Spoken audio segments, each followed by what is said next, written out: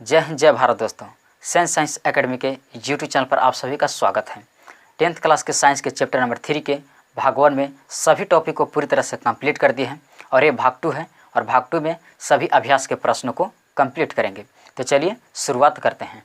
तो अभ्यास के पहला प्रश्न है कि ऐसे धातु का उदाहरण दें जो, पहला सवाल कि कमरे के ताप पर द्रव है। तो याद रखिएगा, आंसर लिख दें कि गैलियम या सीजियम। चाकू से आसानी से काटा जा सकता है तो सोडियम ऊष्मा का सबसे अच्छा चालक होता है तो चांदी या तांबा। चौथा को ऊष्मा का कुचालक होता है तो लेड या मरकरी। एग्जाम में ऐसे पूछेगा कि वह कौन सा धातु है जो कमरे के ताप पर द्रव होता है तो गैलियम या सीजियम। वह कौन सा धातु है जो चाकू से आसानी से काटा जा सकता है तो सोडियम। वह कौन सा धातु है जो ऊष्मा का सबसे अच्छा चालक होता है तो चांदी या तांबा। वह कौन सा धातु है जो ऊष्मा का कुचालक होता है तो लेड या मरकरी। तो इस तरह से एग्जाम में पूछेगा ऑब्जेक्टिव, आप इसको याद रखिएगा। तो चलिए आप इसका स्क्रीनशॉट ले लीजिए। चलिए और कुछ आप लोग के बेसिक में ऑब्जेक्टिव सवाल बना दिए हैं, इसको नोट पॉइंट में सब याद रखिएगा। कि जैसे पहला है कि ब्रोमीन, जिसका संकेत Br होता है, कि ब्रोमीन एक अधातु है जो कमरे के ताप पर द्रव अवस्था में होता है। पूछ सकता है आप लोग के कि वह कौन सा अधातु है जो कमरे के ताप पर द्रव अवस्था में पाया जाता है तो बोलिएगा कि ब्रोमीन, जिसका संकेत Br होता है। फिर से सुन लीजिए, पूछेगा कि वह कौन सा अधातु है जो कमरे के ताप पर द्रव अवस्था में पाया जाता है तो ब्रोमीन।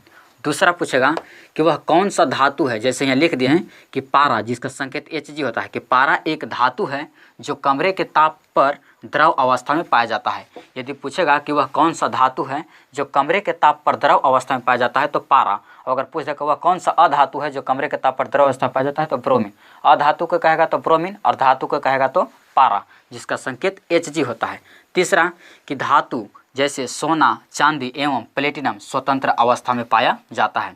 यदि आपसे पूछेगा कि वह कौन सा धातु है जो यानी कि स्वतंत्र अवस्था में पाया जाता है तो आप सोना, चांदी एवं प्लेटिनम कोई एगो कह सकते हैं। ये सब ऐसे धातु है जो स्वतंत्र अवस्था में पाया जाता है, सोना, चांदी, प्लेटिनम।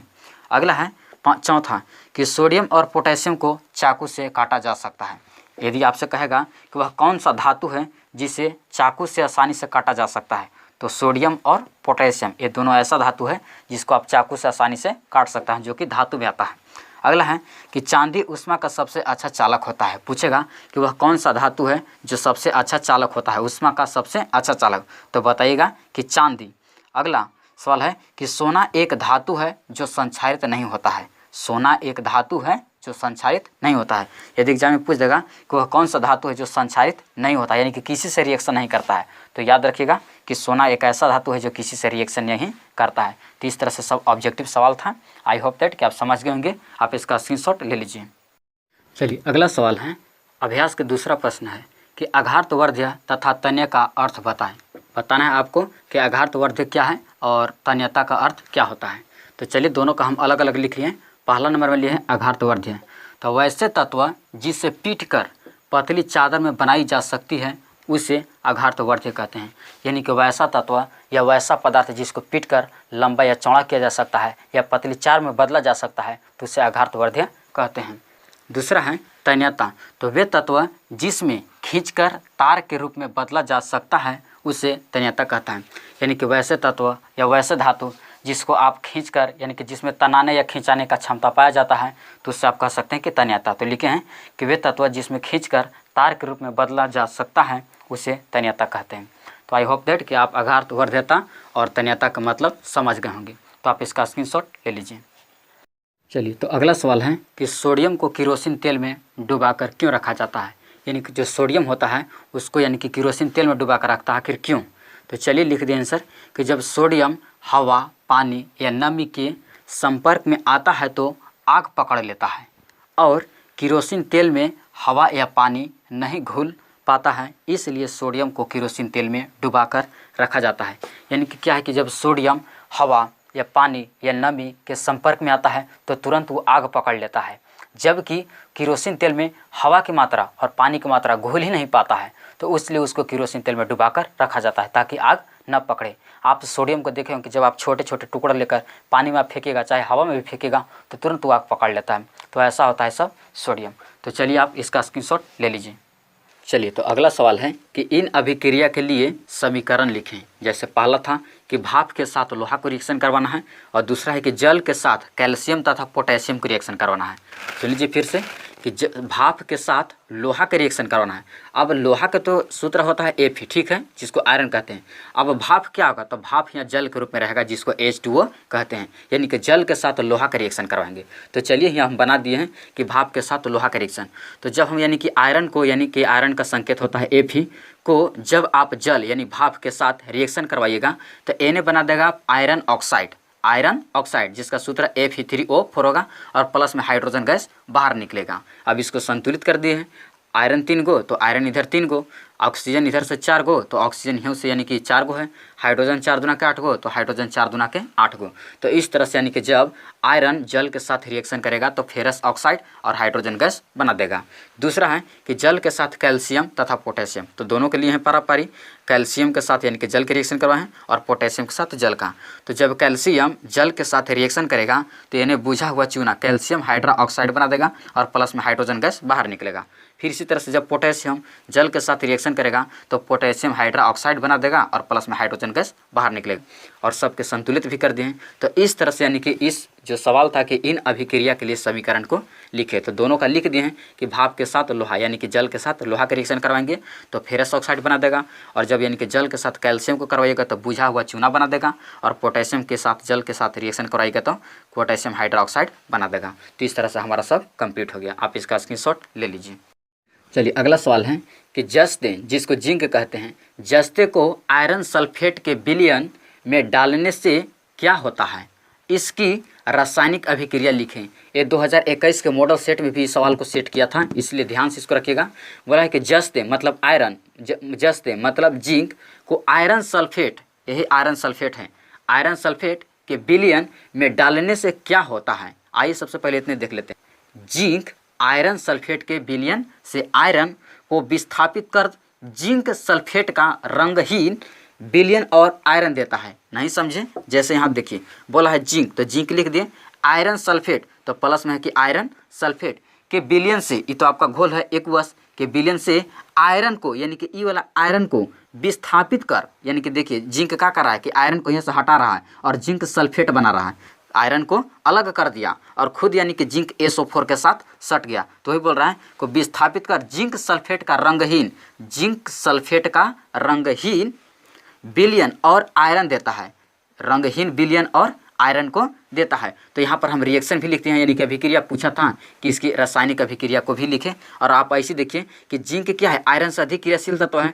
और जिंक का किया कि आयरन को यहाँ से कोची कर दिया, विस्थापित कर दिया, और विस्थापित कर जिंक यहाँ से क्या किया कि आयरन को विस्थापित कर दिया, और विस्थापित कर खुद यानी कि SO4 जोड़े सट गया। तो यही प्रश्न था कि जस्ते को आयरन सल्फेट के विलयन में डालने से क्या होता है, यानी कि जब आयरन सल्फेट को ये विलयन में जब ये जिंक को डालिएगा तो क्या करेगा, जिंक यहाँ से आयरन को विस्थापित कर देगा, और विस्थापित करे यानी कि जिंक सल्फेट यानी कर देगा, और जिंक सल्फेट बना देगा और आयरन को कहाँ कर देगा, बाहर। तो इस तरह से यानी कि इस रिएक्शन को याद रखिएगा, पूछ सकता है एग्जाम में आप लोग के कि जिंक आयरन सल्फेट के विलयन से आयरन को विस्थापित कर जिंक सल्फेट का रंगहीन विलयन और आयरन देता है। तो इस तरह से यहाँ रिएक्शन करवा दिए। तो चलिए आप इसका स्क्रीनशॉट ले लीजिए। चलिए अगला सवाल लिए हैं, एक ही सवाल में 2 प्रश्न पूछा है, एक और है तो पहले 2 देख लेते हैं। सवाल है पहला कि सोडियम, ऑक्सीजन एवं मैग्नीशियम के लिए इलेक्ट्रॉनिक बिंदु संरचना का लिखो, यानी कि सोडियम को लिखना है, ऑक्सीजन को लिखना है और मैग्नीशियम के लिए इलेक्ट्रॉनिक बिंदु संरचना लिखना है। तो चलिए सबसे पहले चलते हैं हम सोडियम का। तो सोडियम का जब इलेक्ट्रॉनिक विन्यास कीजिएगा तो इसका होता है यानी कि 2, 8, 10, 10 और 1, 11। तो यानी कि जो अंतिम कक्ष में होता है वही उसका यानी कि इलेक्ट्रॉनिक बिंदु संरचना होता है। तो सोडियम पर इलेक्ट्रॉन कितना है अंतिम कक्ष में 1, तो इसका हो जाएगा कितना, 1 हो जाएगा। चलिए सोडियम का हो गया। अब देखते हैं ऑक्सीजन का।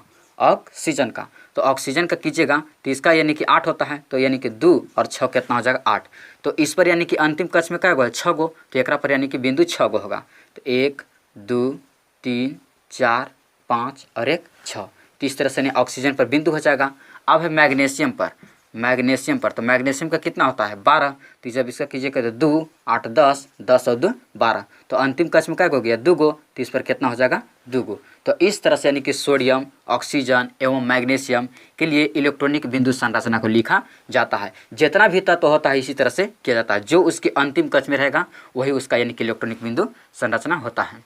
चलिए दूसरा सवाल है कि इलेक्ट्रॉन के स्थानांतरण के द्वारा Na2O एवं MgO की रचना को दर्शाए। पहला फिर से सुन लीजिए, इलेक्ट्रॉन के स्थानांतरण के द्वारा Na2O एवं MgO की रचना को दर्शाइए। तो पहले सबसे पहले चलते हैं N2O का, तो ए नंबर में लेते हैं N2O के लिए, Na2O के लिए। तो देखिए सोडियम है 2 गो, तो पहले पर यहाँ दिखा देते हैं सोडियम 1 गो यहाँ पर और 1 गो सोडियम दिखा देते हैं यहाँ पर। अब इसके पास कितना होता है 2 8 और 1 1 होता है, फिर एकरो पास यानी कि 2 8 हो कितना होता है 1, तो एकरा पर यानी कि +1 है और एकरो पर +1 है, क्योंकि एगो सबका करता है त्यागेगा। अब Na ऑक्सीजन है और ऑक्सीजन का कितना होता है 2 और 6 और एकरा 2 गो की आवश्यकता होगा। तो क्या करेगा ऑक्सीजन, यानी कि कोई भी तत्व अपनी अंतिम कक्ष में 8 गो पुराना चाहता है, और सोडियम क्या करेगा कि यानी कि 1 गो है, अब किसी से 7 गो तो ले नहीं सकता है, तो क्या करता है कि देगा। अब सोडियम क्या करेगा यहाँ से कि 1 गो ऑक्सीजन के यहाँ से देगा और 1 गो सोडियम क्या करेगा कि यहाँ से देगा, और दोनों सोडियम जब दे देगा तो इसको यानी कि 8 गो पुर जाएगा। तो Na आपको मिलकर बना देगा Na पर यानी कि डबल प्लस हो जाएगा और यानी कि ऑक्सीजन पर डबल यानी कि माइनस हो जाएगा। तो इस तरह से यानी कि मिलकर इन्हें बनाएगा कोई आपका कि Na2O। तो इस तरह से हुआ कि इलेक्ट्रॉन के स्थानांतरण के द्वारा Na2O का इलेक्ट्रॉन की रचना को दर्शाई। तो इस तरह से इसको दर्शा दी।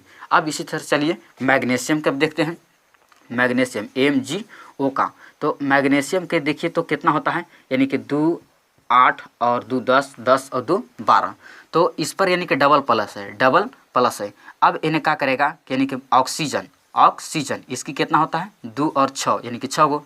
अब एक यानी कि 2 गो घट रहा है, तो क्या करेगा कि दोनों मैग्नीशियम से ही ले लेगा और इन्हें ले लेगा, तो यानी कि इन्हें हो जाएगा कि Mg पर डबल प्लस हो जाएगा और यानी कि O पर यानी कि माइनस में डबल O ले लेगा, क्योंकि ऑक्सीजन का करेगा कि मैग्नीशियम से 2 गो प्लस चार्ज को ले लेगा। तो इस तरह से यानी कि मिलकर बना देगा कोई चीज़ MgO बनाएगा, MgO। तो इस तरह से यानी कि करना रहता है कि इलेक्ट्रॉन के स्थानांतरण के द्वारा Na2O एवं MgO की रचना को दर्शाइए। तो इस तरह से आप दोनों के आप दिखा सकते हैं। तो चलिए आप इसका स्क्रीनशॉट ले लीजिए। चलिए अगला सवाल है आयनिक यौगिक, जो आप लोग के पीछे पढ़ लेते थे धन आयन और ऋण आयन के संयोग से आयनिक यौगिकों का निर्माण होता है, वही आयनिक यौगिकों का द्रव्यमाप उच्च क्यों होता है। जो आयनिक यौगिक था जैसे NaCl, MgCl, जिंक क्लोराइड, ये सब जितना था सब आयनिक यौगिक था। तो वही बोल रहा है कि आयनिक यौगिकों का द्रव्यमाप उच्च क्यों होता है। तो आंसर है कि आयनिक यौगिकों के बीच प्रबल आयनिक बंध बल होता है, जिसे तोड़ने के लिए काफ़ी ऊष्मा ऊर्जा की आवश्यकता होती है, इसलिए आयनिक यौगिकों का द्रव्यमाप उच्च होता है। यानी कि जो आयनिक यौगिक था जैसे NaCl था, MgCl2 था, ZnCl2 था, उस सबको तोड़ने के लिए कहा है कि अधिक यानी कि ऊष्मा यानी ऊर्जा की आवश्यकता होती है, इसीलिए यानी कि आयनिक यौगिकों का द्रव्यमाप उच्च होता है। तो चलिए आप इसका स्क्रीनशॉट लीजिए। चलिए अगला सवाल है कि उभयधर्मी ऑक्साइड, इसको कई बार एग्जाम में पूछ दिया है कि उभयधर्मी ऑक्साइड क्या है। तो ऐसे धातु ऑक्साइड जो अम्ल और क्षारक दोनों से अभिक्रिया करके लवण तथा जल प्रदान करता है, तो उसे उभयधर्मी ऑक्साइड कहते हैं। यानी कि वैसे धातु ऑक्साइड जो अम्ल से और क्षारक से दोनों से अभिक्रिया करके लवण और जल प्रदान कर देता है, तो उसे यानी कि उभयधर्मी ऑक्साइड कहते हैं। जैसे में एल्युमिनियम ऑक्साइड है, जब ये अम्ल से अभिक्रिया किया तो इन्हें एल्युमिनियम क्लोराइड जो कि लवण बना दिया और प्लस में जल। फिर यही जब एल्युमिनियम ऑक्साइड जब क्षारक से अभिक्रिया किया तो इन्हें बना दिया सोडियम एल्युमिनेट जो कि लवण है और प्लस में जल बना दिया। तो इस तरह की अभिक्रिया को क्या कहते हैं, उभयधर्मी ऑक्साइड। तो चलिए आप इसका स्क्रीनशॉट लीजिए। अगला सवाल है कि 24 कैरेट गोल्ड क्या होता है। गोल्ड मीन्स होता है सोना, मीन्स 24 कैरेट सोना क्या होता है। तो आंसर लिखे हैं कि शुद्ध सोना 24 कैरेट वाला होता है। जो सोना होता है वो रियल में 24 कैरेट का होता है। 24 कैरेट गोल्ड वाला बहुत कोमल और नर्म होता है, जिससे आभूषण नहीं बनाया जाता है। सोना को कठोर बनाने के लिए इसमें तांबा या चांदी मिलाया जाता है। आभूषण बनाने के लिए प्रायः 22 कैरेट सोना का प्रयोग किया जाता है। यानी कि जो रियल जो सोना होता है वो 24 कैरेट का होता है। उससे आप यानी कि आभूषण नहीं बना सकते हैं, क्योंकि उसको खींचेगा तो तुरंत तो खींचा जा सकता है।